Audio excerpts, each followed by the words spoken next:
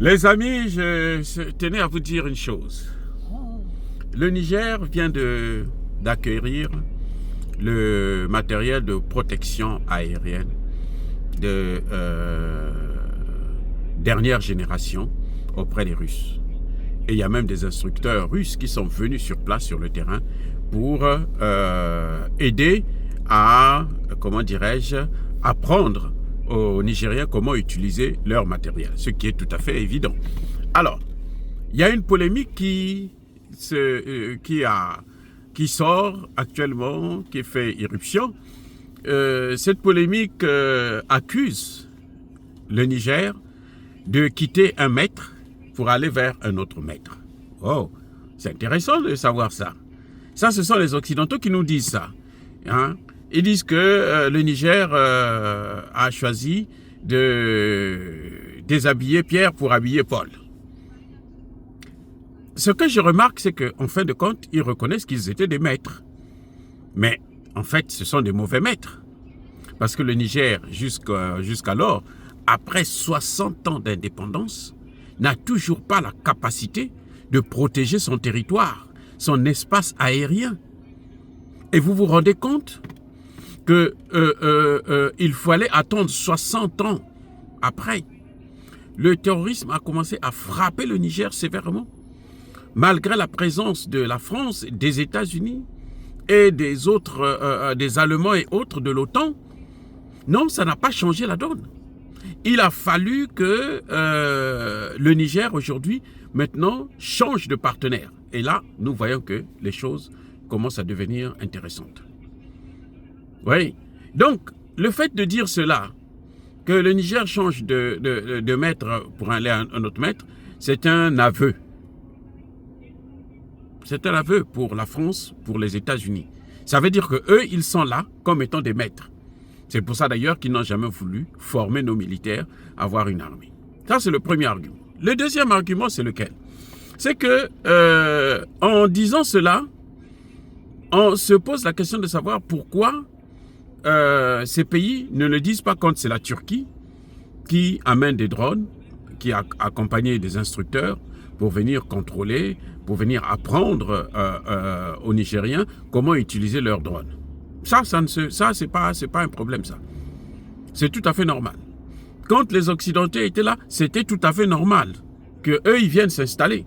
Les Russes, en fait, c'est pas l'armée russe qui est venue. Ce sont des instructeurs, ceux qui viennent pour vous montrer comment vous allez utiliser les armes que eux, ils vous ont vendues. Mais si vous avez acheté des armes, vous ne connaissez pas les utiliser. Mais c'est ridicule. Ça, c'est en fait ce qu'on appelle le service après-vente. Oui. Donc, le Niger est en droit, le droit absolu, de pouvoir faire venir des instructeurs russes afin que ceux-là puissent nous aider à nous montrer comment utiliser ces armes et nous aider à sécuriser plutôt notre espace aérien. Ça fait mal, mais c'est ça la réalité. L'OTAN, l'Occident a eu près de 60 ans, plus de 60 ans d'indépendance. Une opportunité de grâce pour pouvoir gérer ces pays, pour pouvoir les aider à ne serait-ce que se protéger. Mais eux, ce qu'ils ont fait, c'est qu'eux, ils ont amené le terrorisme. Au lieu de nous aider à combattre le terrorisme, ils ont amené le terrorisme. Et ils ont entretenu et continuent à entretenir le terrorisme. C'est ça le problème que nous avons. Et on voit des avions militaires américains continuer les drones, continuer à circuler sur le territoire, continuer à créer l'insécurité dans le pays. Et c'est sans jugement, personne ne peut leur poser des questions. Maintenant, ils s'inquiètent parce que les Russes, les instructeurs russes sont venus. Mais ce n'est pas la première fois que des instructeurs étrangers viennent au Niger. Il y a eu des instructeurs égyptiens, des instructeurs français, des instructeurs américains qui sont venus, qui ne leur ont rien appris d'ailleurs, et qui sont repartis après avoir reçu beaucoup d'argent inutilement, et qui repartent avec les matières premières qu'ils pillent systématiquement. Et puis, il y a un troisième argument qui est aussi simple que ça. Mais franchement, de quoi je me mêle? Si le Niger quitte un maître pour aller choisir un autre maître, mais c'est parce qu'il a trouvé que le premier maître là n'était pas bon. Si 60 ans après, on continue à être toujours avec le même maître, mais c'est qu'on a un problème. Regardez le Congo démocratique qui est en train de traîner les pieds. Regardez comment les Occidentaux, l'OTAN, sont en train de piller le pays avec une petite armée rwandaise qui est là comme par avant pour faire croire que bon, c'est une affaire entre les Africains alors qu'on sait que ce sont eux. Donc, vous voyez, plus Tshisekedi perd son temps, plus le pays est systématiquement pillé. Le Niger a choisi une autre voie. Le Niger a choisi une meilleure voie. Il a dit stop à cette criminalité, à ce pillage systématique. Et ça ne regarde pas les Occidentaux. Ça ne regarde pas la France, ça ne regarde pas les États-Unis, ça ne regarde pas l'Allemagne, ça ne regarde pas l'Union européenne, ça ne regarde même pas l'ONU, l'OTAN. Qu'ils changent de maître ou pas.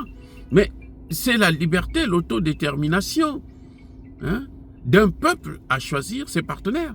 C'est ça justement le droit dit international que les Occidentaux nous ont appris, que eux-mêmes ils n'arrivent pas à appliquer parce qu'ils sont tellement malhonnêtes. En tout cas, nous saluons la décision des dirigeants du Niger et on va voir maintenant, d'ailleurs, vous savez que les terroristes là ont aussi des drones, des petits drones certes, mais ils ont des drones qui sont destinés à attaquer des villes, à détruire des villes, à faire des dégâts dans des villes. Est-ce qu'à plusieurs reprises, lorsqu'il y a des interventions de l'armée nigérienne, on arrive à découvrir que mais ils sont aussi équipés, sérieusement équipés. Qui les équipe? Quel est leur maître à eux? En tout cas, ce n'est pas la Russie. Comme ce monde est divisé en deux, si ce n'est pas la Russie, donc c'est l'Occident. Donc leurs maîtres, ce sont eux. Les maîtres là, ce sont eux qui ont amené le terrorisme. Ils continuent à l'alimenter. Alors le Niger a choisi de changer de partenaire et nous pensons que les choses maintenant iront de mieux en mieux. Dire cela, c'est inciter à la haine ou à la violence. Non. Ya, ba, colère, ve, yamalem. Encore une fois de plus, bien-aimés frères et sœurs, je persiste et je signe. Soyez bénis, abondamment bénis par le Dieu des Kémites et par nos ancêtres angélisés. Mais que tous ceux qui persécutent le continent africain, le pillent et le déstabilisent, qu'ils soient noirs, blancs, chinois, arabes, juifs, indiens ou qui qu'ils soient punis, maudits, foudroyés, neutralisés, écrasés, effacés par le Dieu des Kémites et par nos ancêtres angélisés. Vive l'Afrique éternelle. J'ai dit et j'assume.